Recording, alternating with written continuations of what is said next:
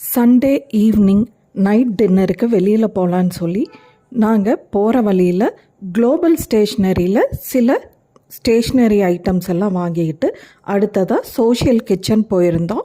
அங்கே நான் சோலே பத்தூரா சாப்பிட்டேன்.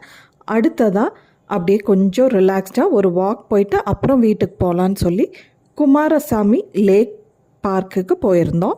அங்கே லேக்கோட என்ட்ரன்ஸ்லேயே செடிகள் நிறையா முளைச்சிருந்தது. அதுக்கு அடுத்ததாக தண்ணி, அதுக்கு அடுத்ததாக இருந்த ரோட்டில் போன வண்டிகளோட லைட்டெல்லாம் இந்த தண்ணியில் ரிஃப்ளெக்ட் ஆகி பார்க்குறக்கே சூப்பராக இருந்தது.